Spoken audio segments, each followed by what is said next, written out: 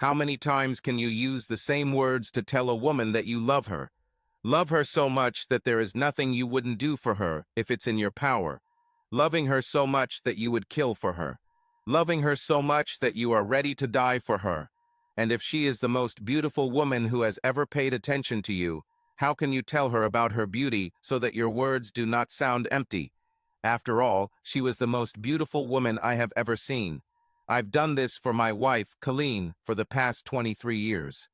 We got married on May 27, 1995. It was Saturday, a beautiful spring Saturday, and Colleen looked great. She always looked beautiful. But that day she looked more radiant than I had ever seen her. We were in love. I fell in love with her at first sight. It was at a reception with the dean when we were in college. I noticed her at the other end of the room. She stood there with a drink in her hand, sipping it and looking around. Our eyes met. She smiled. I smiled. I almost ran across the room, ignoring several professors and other students, to get to her before anyone else did. She blushed with embarrassment when I offered her my hand, greeting her and introducing myself. Her name was Colleen O'Donnell. She was Irish. She was red, a real fiery Irish redhead. Her cute little nose was covered in freckles. Her lips were curved into a smile and were pale pink. She didn't wear makeup, but she was still beautiful and sexy without it. After I introduced myself, I was speechless. Colleen just watched me try to find something to say. Another guy came up and introduced himself.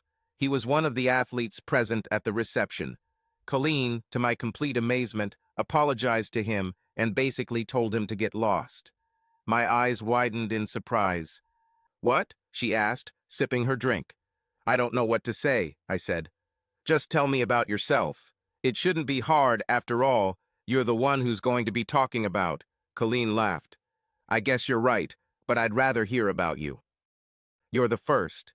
Then I'll tell you all about myself," she said, taking my free hand and leading us closer to the wall behind it. "Well, I'm John McNally. I already told you that. I'm from Chicago. I received a scholarship here for a project I worked on in high school. I was born on February 1, 1974. It was Friday. Now I am a sophomore and studying to become a mechanical engineer. I plan to get at least a master's degree. Then I hope to work for NASA. I like that." "Tell me about yourself. Don't just share your resume," Colleen said. "Tell me how you feel about yourself. Tell me how you feel talking to me. Tell me about your mom and dad and any siblings you may have. I can find out about the things you said by looking at your resume in the student register." I cleared my throat. He took a sip of his drink.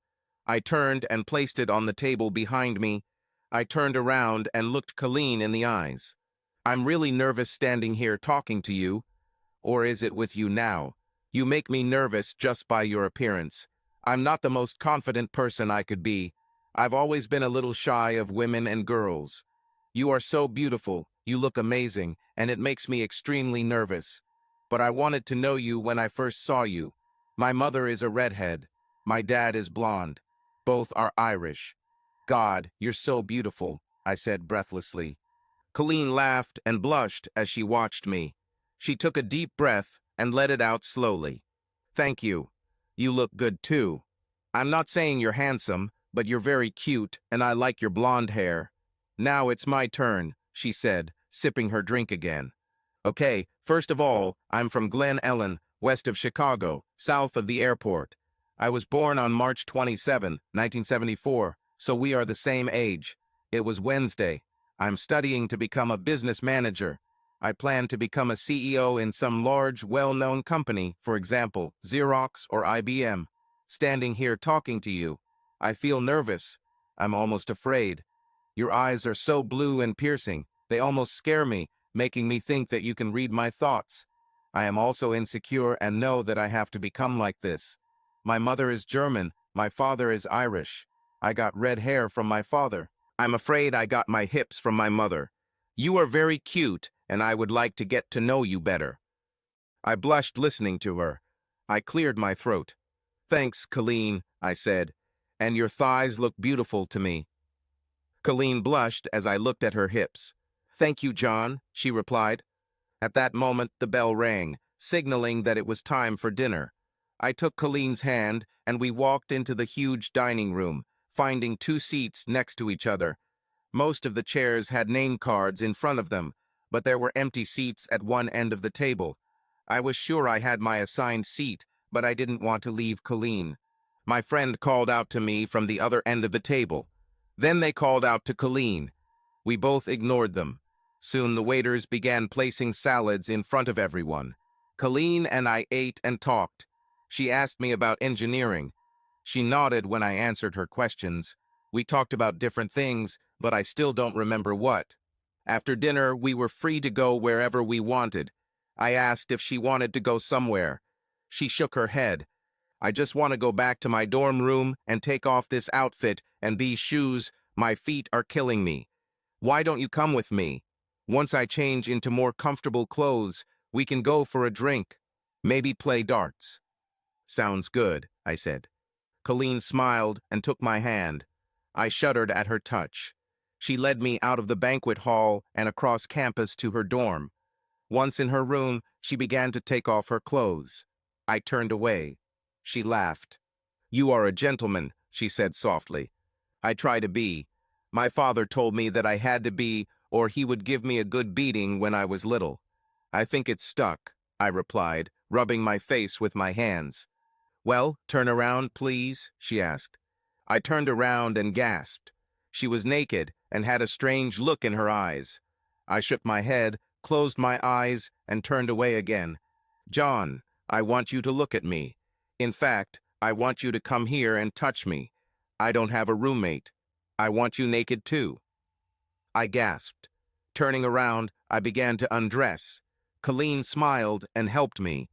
We spent the next 2 hours just touching and kissing. I wasn't a virgin, but Colleen insisted, and I just wasn't ready.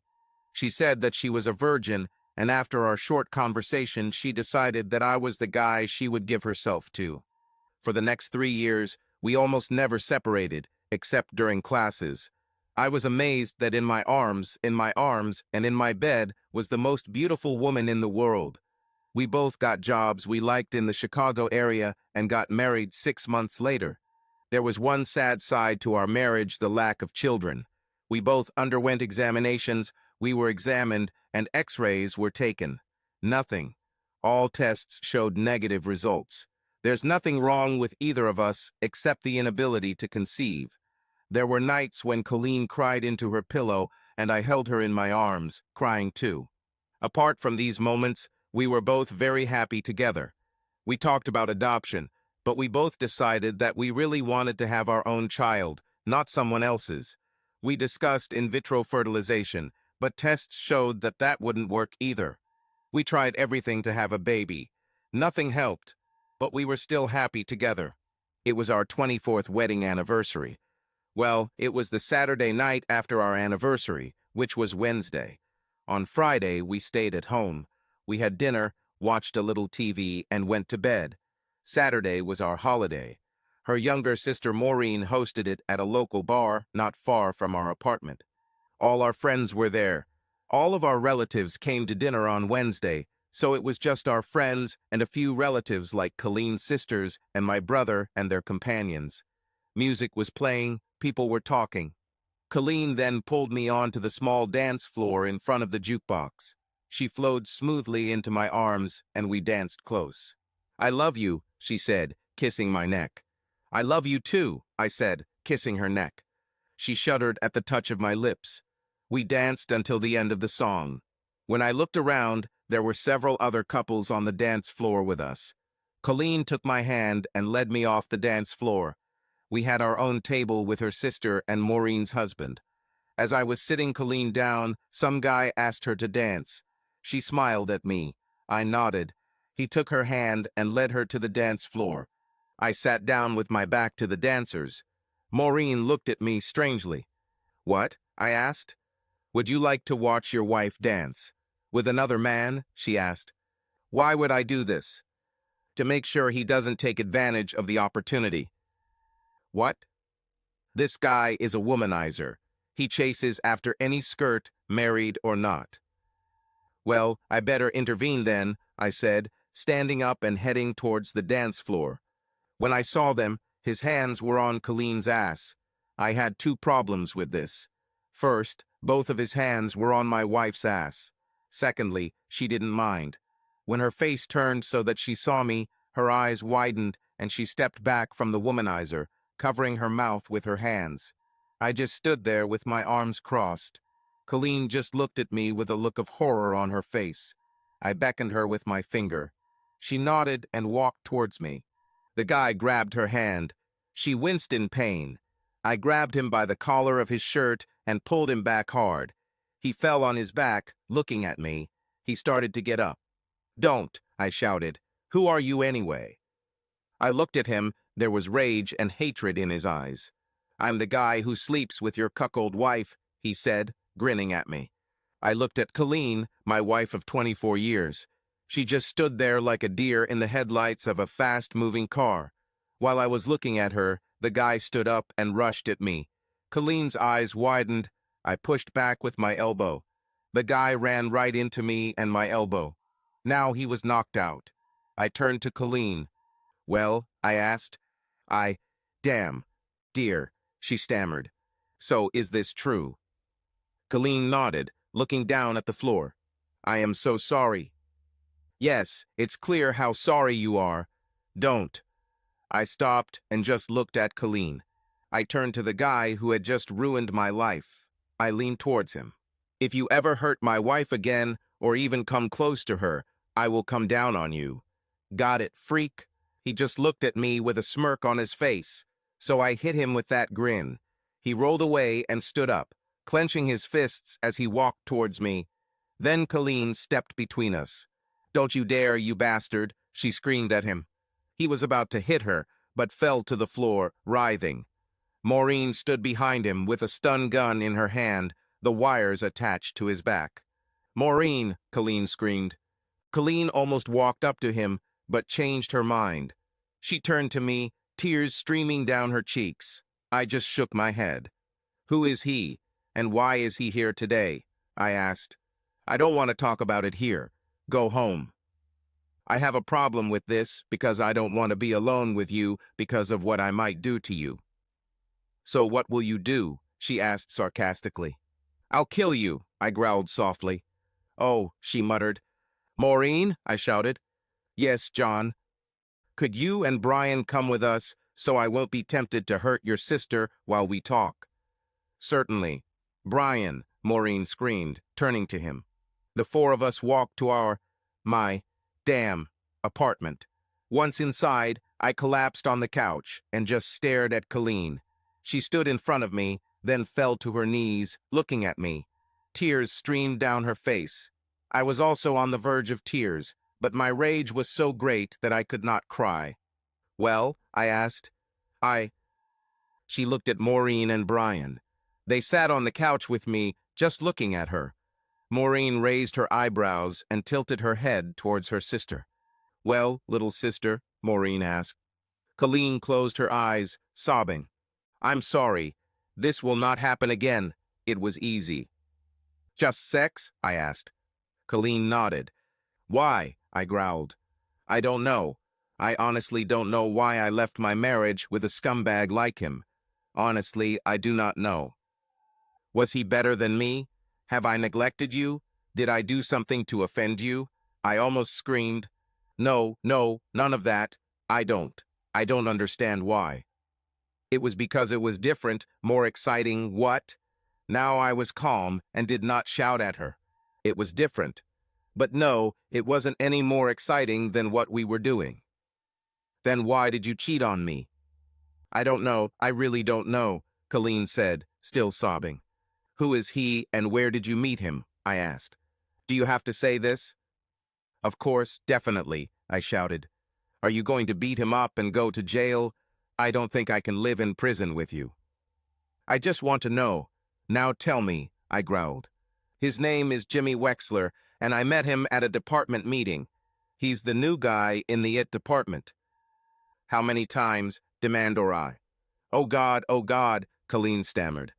"How many times have you slept with him?" I shouted. Five times." "Oh God, I'm so sorry," she croaked. Maureen couldn't resist, stood up and hit Colleen on the back of the head. You stupid fucking bitch, Maureen growled at her sister. Brian sat Maureen back on the couch. I just stared at Colleen. There was silence in the room for a good 3 minutes. There was a knock on the door. I growled at Colleen as I stood up to open the door. I opened the door and was not surprised to see the police and the scumbag. I just turned around and waved for the police to come in. When the bastard tried to enter. Not his. He's not welcome here. He's the one who left the bruises on my wife's arm, I said, pointing at Colleen. You stay there, or else, the policeman said, grabbing the scumbag by the arm and handcuffing him. Now sit and be silent. Phil, why don't you take him to the squad car? Another cop said. That's even better, Phil said, pushing the bastard in front of him. Now, who's who? Asked the policeman. Well, I'm John McNally. This is my wife, Colleen. Her sister, Maureen Cullen, and her husband, Brian Cullen. The policeman quickly wrote everything down in a notebook. When he finished, he looked at all of us. Now, Mr. Demise McNally, you hit Dan. What's his name? Jimmy Wexler, I said. Yes, exactly. Did you hit him? Yes, but only after he hurt my wife, I said, pointing to the bruises on her arm. It's clear. Who hit him in the stomach? It was me. I had my back to him, and he attacked me. I just pushed my elbow back, and it ran into him. Who used the stun gun? He asked. I am, Maureen said. He was going to hit my sister. It's clear. Where did you get the stun gun? I bought it at a gun store. The policeman nodded. Tasers were legal for citizens in our state. Did any of you witness these events? I was, and it was exactly as John and my sister said, Colleen interjected. We, too, and it was just as John said, Maureen and Brian said together. What caused all these events? The policeman asked when his partner returned. He groped my wife on the dance floor. She stepped away from him, and he grabbed her hand. She winced, and I pulled him away from her. He fell, got up, and rushed at me. You know the rest. Where was he when you hit him? He tried to get up and come at me again, so I hit him. How many times? Once. Everyone else nodded, confirming my words. Do you want to file a complaint against him? Asked the officer. No, not really. But if he touches my wife again, I will protect her with all my might. Understood. It will be delayed for 72 hours unless you change your mind. Thank you for your cooperation, the officer said, turned and left with his partner. Now to you, my dear Colleen, I said as the door closed. Colleen lowered her eyes to the floor. I just stood there and looked at her. Fury raged inside me, but my heart screamed at me not to forget the love I have for her. 5 times she slept with this bastard. When did she have time? When? I asked. Colleen closed her eyes and shuddered. She knew what I meant.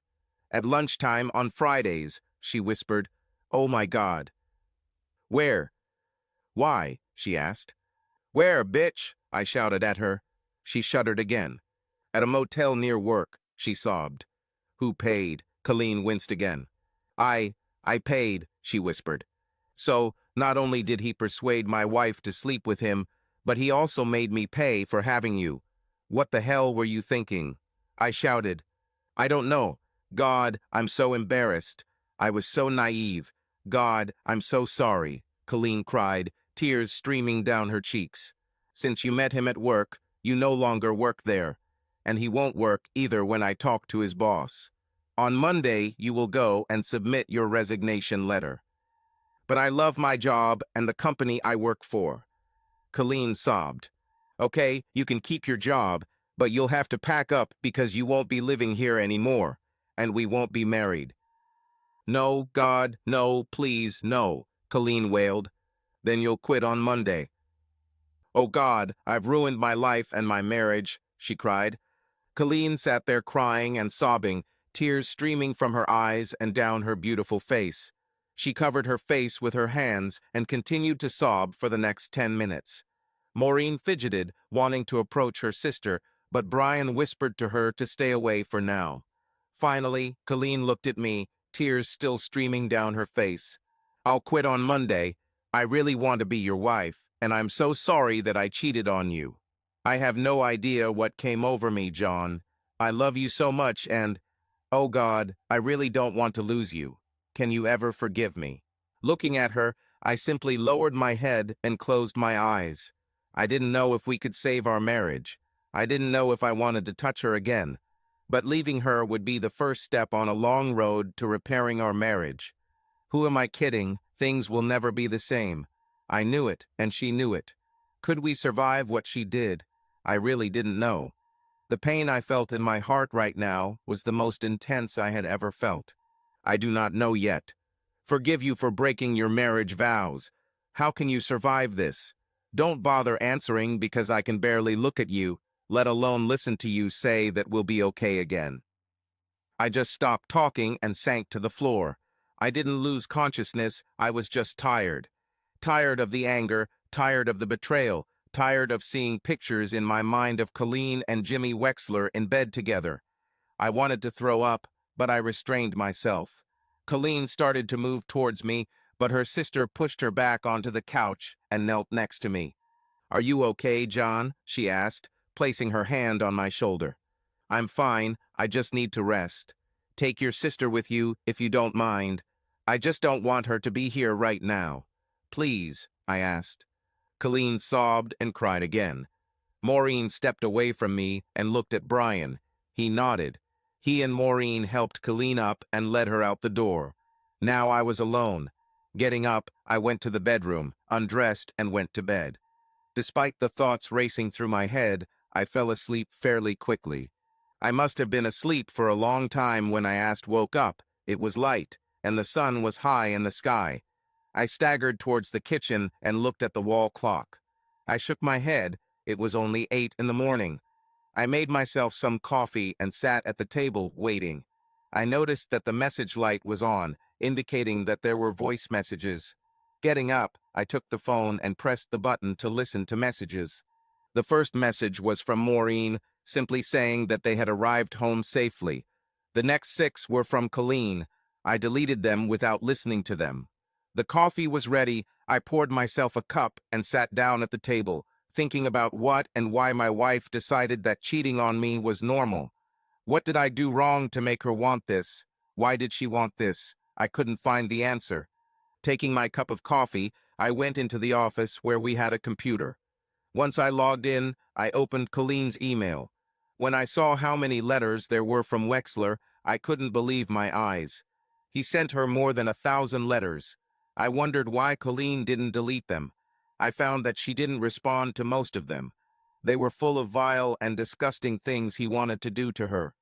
To those letters that she responded to, she wrote that she did not take his words seriously and that he should delete them. Why didn't she delete them herself? Then I found a letter from an anonymous source. It was clear from the title that it was from her boss. She forwarded him letters from Wexler. It looked like Wexler was going to be fired on Monday.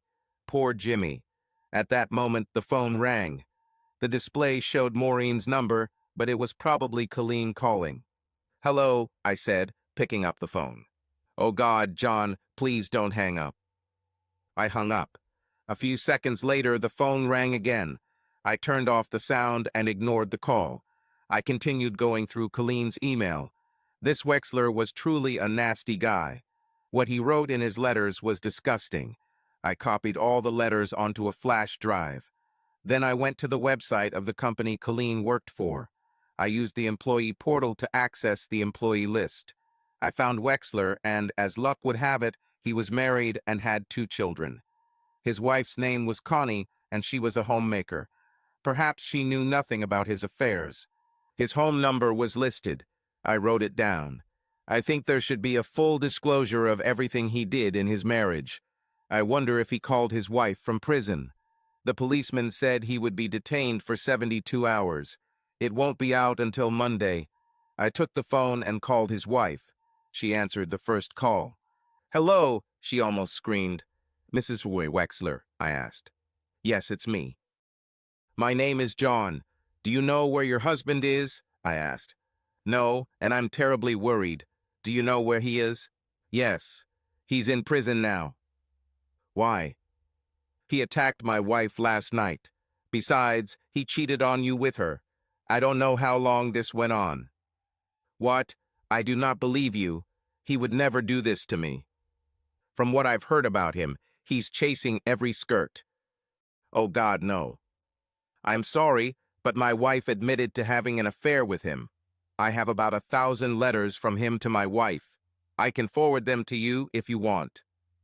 Yes, please. Do you know when he will be released from prison? The police were going to hold him for 72 hours if I didn't file a complaint. I'm not going to file a complaint. I think 72 hours is enough for what he did to my wife last night. Besides, I hit him in the face. Send me these letters, please. And can I have your mobile number? I may need to talk to you some more. Of course, I replied, giving her my number. Thank you so much, Connie said. Is there anything else? Yes. Looks like my wife was sending your husband's emails to her boss. And according to the letter from the company, your husband will be fired on Monday for violating the company policy on office romance. Sorry to be the bearer of bad news. Oh my God. Sorry, I said again. Not your fault. Goodbye, John, and thank you. Call any time. We hung up. I stared at the wall for a long time. I felt sorry for Connie. I really felt sorry for her children. I didn't feel sorry for Jimmy. He brought this on himself, just like Colleen. I just sat at the kitchen table, trying not to think about anything. My marriage was falling apart. The woman I loved betrayed my trust. My life was in turmoil. I really loved her, so much that now it hurts. Even when I thought about what she had done, my love for her did not wane. I called Maureen. Hello, Maureen said. It's me, I said. Yes, I know. Caller ID, she laughed. Right, you can bring her home. Do you want me to take her, or? No, I'll bring her home. She. Yes, I asked. She's not okay. What do you mean? She hasn't stopped crying since we brought her here. About? Well, bring her back. I won't harm her. I've already gotten over that part of my anger. Okay, give me 20 minutes. I'll be here, I said. When the doorbell rang, I stood up and slowly walked towards the door. I hesitated for just a moment. When I opened the door, I saw Colleen and Maureen. Maureen supported her sister. I just shook my head and stepped aside. Colleen looked at me. I'm so sorry, she wailed.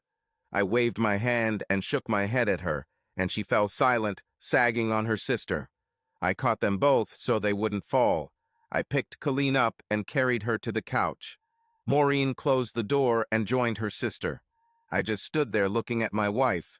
I wonder how long she will remain my wife. I did not know. She may or may not remain my wife forever. Well, I'd better leave you alone, Maureen said. You don't have to leave if you don't want to, I said. No, I have to. I have to leave. Sorry, I just can't stand her anymore, Maureen said, nodding toward Colleen. Bye, John. Maureen was out the door before I could say bye or hug her. I looked at Colleen. She just sat there like an empty space. You are hungry? I asked. Eh? Colleen muttered. You are hungry? I asked a little louder. No, thank you. I'm fine. I shook my head. You don't look okay. Who cares? To me. Now get up and go to the kitchen. I'll cook you something, I said sternly. Nodding, she stood up. I was there for her to lean on. She looked at me with sadness in her eyes. I helped her get to the kitchen and sat her down at the table. I looked in the refrigerator. Nothing. I looked in the cupboard and found chicken noodle soup. I took out a bowl and poured the soup into it. Then I put the bowl in the microwave for 45 seconds. The soup was the perfect temperature when I took it out. I took the spoon and placed the bowl in front of Colleen. She looked at the soup, then at me. A tear rolled down her cheek. Thank you, she said, taking the spoon. Please, I replied. She began to eat slowly. I took out the crackers and placed 3 in front of her other hand. She looked at them. She took one and began chewing it slowly while she sipped the soup. Suddenly, I felt so sorry for her and I didn't know why. Perhaps I still not only loved her, but cared for her so deeply that I might be willing to forgive her. I shook my head to clear my thoughts and sat down next to her. Colleen sobbed as she ate. It took her half an hour to finish the soup and crackers. Colleen? Yes, she replied. Are you okay? She looked at me with sadness in her eyes. I don't know. I know where I am and who I am with, but it doesn't feel real.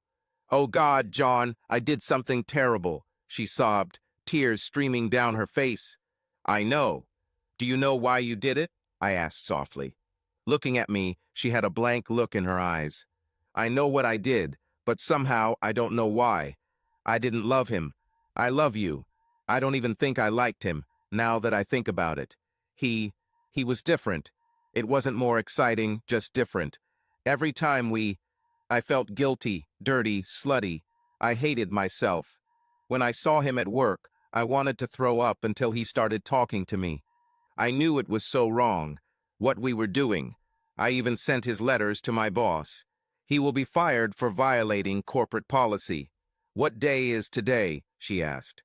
Sunday evening. Why? I asked. Monday. He was supposed to be fired on Monday. Well, he won't get out of jail until Tuesday, I said. Exactly. Well, okay. Should I still quit? No, not if they're going to fire him. His wife will probably kick him out of the house too. I sent her all the letters he sent you. I told her that you two cheated on her. It serves him right. Are you going to kick me out? Colleen asked. Not yet. You are tired? Don't know. How did I get home? Your sister brought you, I said softly. Exactly. I remember her yelling at me for being stupid. She also hit me several times. My shoulders are probably bruised. Colleen rolled up her sleeve and looked at her hand. There were black and blue spots on her upper part. I leaned in to take a closer look. These were marks from the blows of a small hand. Do they hurt? I asked, pressing on one of them. Oh, yeah, they hurt, Colleen said, pulling her hand away. Serves you right for what you did to me, I said softly, without anger or malice.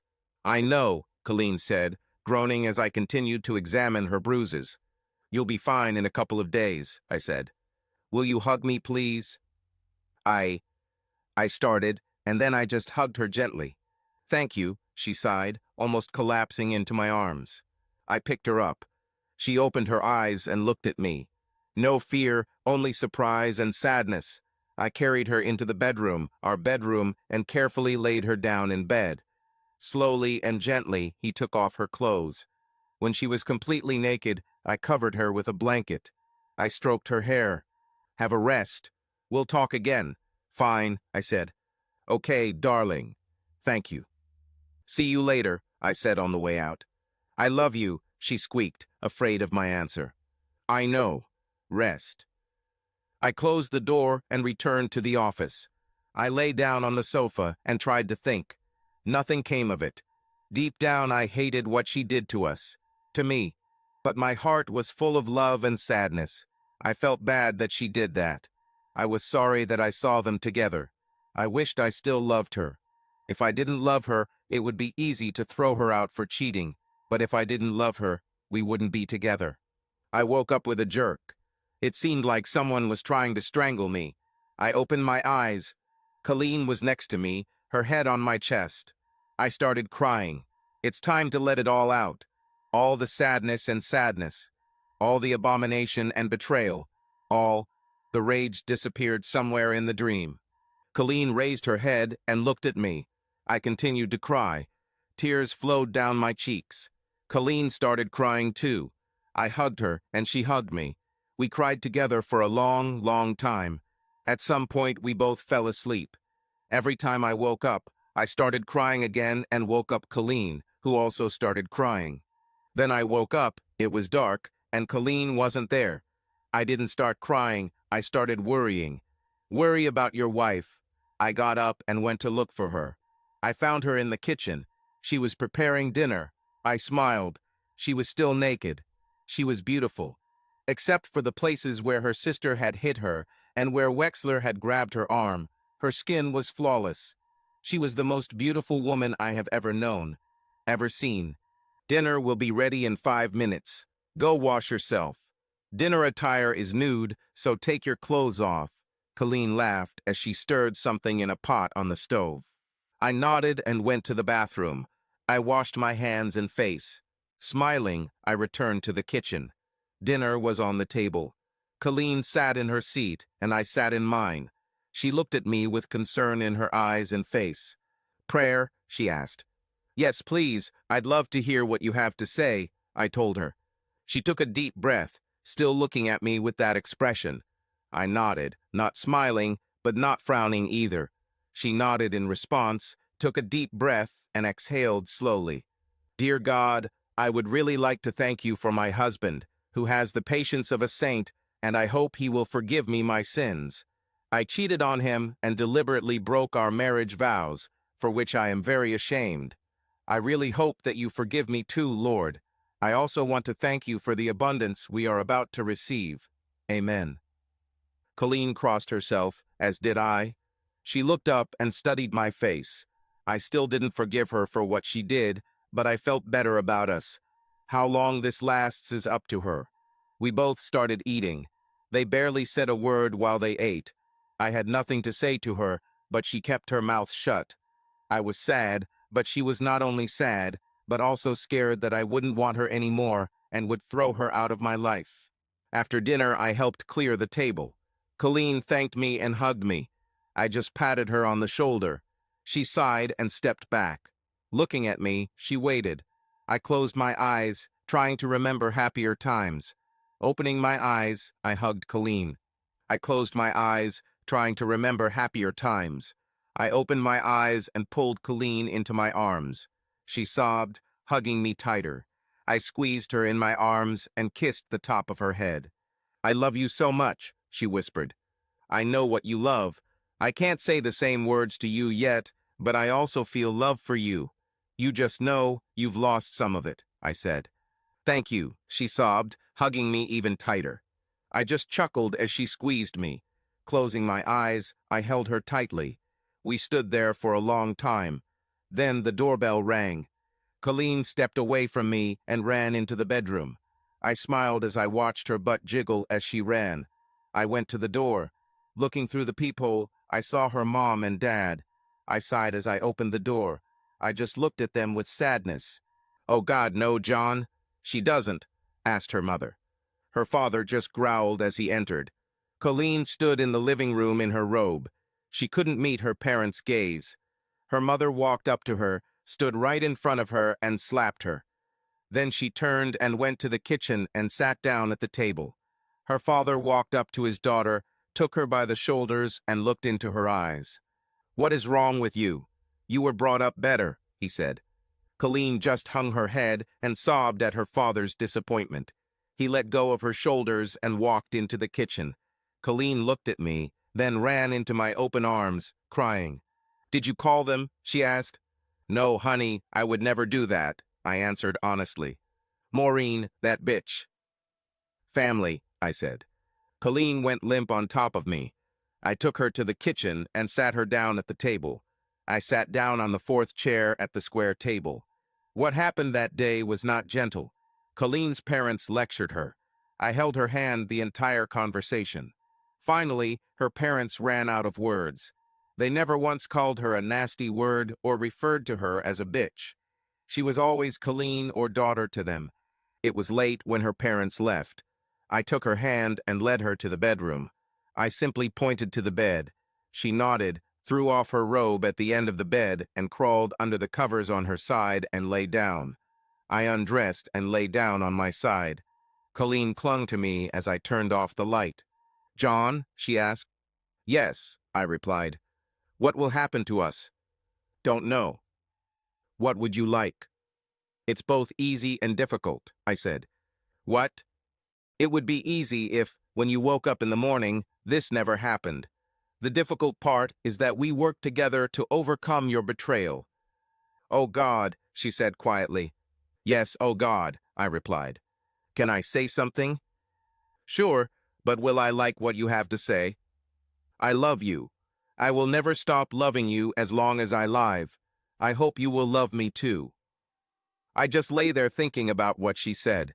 I could have answered her with a sarcastic phrase about how much she loved me that she just went and slept with some creep to show it, but I didn't. I didn't say a word because any word that came into my head would have hurt not only Colleen, but myself. So I just kept quiet. I knew I loved her. I knew I would probably love her my whole life. Will we be together? Not if she cheats on me again. She will be expelled so quickly that she will be dizzy a month later. But for now, I wanted to help us get through this. We made it to our 30th anniversary. 6 years ago, Colleen cheated on me. In the end, I forgave her, but I didn't forget her. How can you forget? I didn't forget anything, especially something so important. For now, our lives are back to normal. I still love her as much as ever. She still loves me. I haven't suspected her of cheating since she did it, although I had no idea at the time. She quit her job even though I told her she didn't have to. Jimmy Wexler was dishonorably fired. He will have a hard time finding a new job in his field at a reputable company. His wife divorced him, and she received custody of the children. He left the state, leaving her without money. Colleen asked me if we could help them. I agreed. Her salary goes directly into Connie's bank account. I make enough for the two of us so it doesn't interfere with our lifestyle, and we've made a friend with two beautiful kids. Connie and the children are often at our house. Colleen fell in love with them. We also visit Connie's house often. No, I didn't sleep with her, even though Colleen said I should. I simply told her that I would not break my marriage vows, and she stopped insisting. Connie is a wonderful woman, but my vows mean more to me than an affair with a beautiful woman, even if she is now a friend. My wife is still too important to me to cheat on her. End.